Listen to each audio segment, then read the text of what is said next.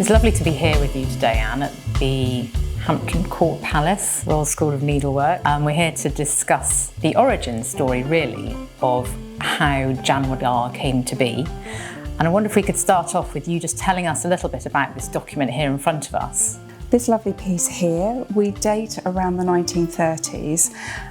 It came with a small portfolio of drawings and it's labelled up as Schneider. At the moment, we're still researching who Schneider is, but we know that they were a designer for the paint room in that time.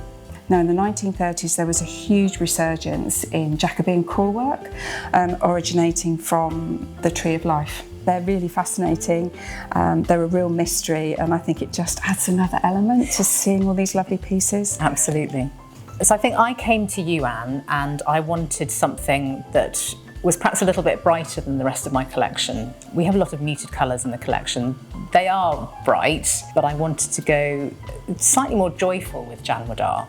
And I think that's what we've achieved. So you helped me select the colours, and I think most people are going to have one of these colours in their house somewhere. I'm sure. They're such beautiful colours in of themselves that they can slot in beautifully to any room. But because the tones are muted, and because you've got that tonal difference in the colours, it still feels quite calm.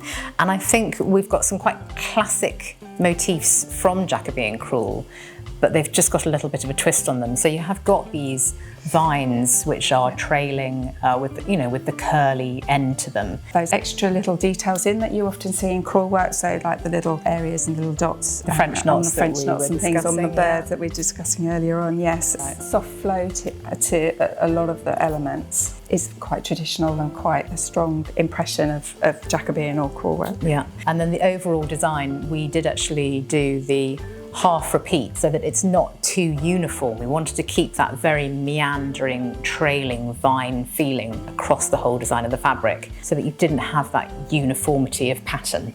It just looks more natural. I think that's what we're trying to achieve all the time with this. When you're actually a modern pattern designer and you've got a space to fill, then you've got these lovely little motifs that you can just pop in and it works really well.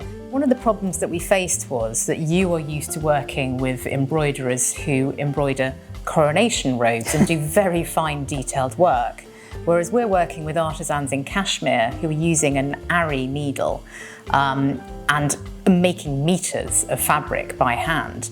So obviously we could not go into the same level of detail that you're used to working with. Can you just tell me a little bit about the challenges that threw up for you in the design of the pattern? It is a little bit different to a needle and thread, so we do have to bear that in mind, and it does give you a denser line. But simplifying things was the main thing when we started out. Which is why crewel lends itself so beautifully to curtains, because it is actually quite a simple way of bringing a pattern together. Within a room environment, it can be seen from a distance and close up, so you've got two viewpoints as well. Yeah. So if somebody is one end of the room and they just get the overall feel of it, but if they're really interested, they can come and have a closer look and actually see how it's been stitched. So you've got those two options as well, and lovely. Just bringing in that all-important texture into your room as well, because it's not a flat surface. You know, this is called surface embroidery, and it's very tactile, and it feels lovely under your hands, and there's just always something new to look at, I think, that's what we were trying to achieve.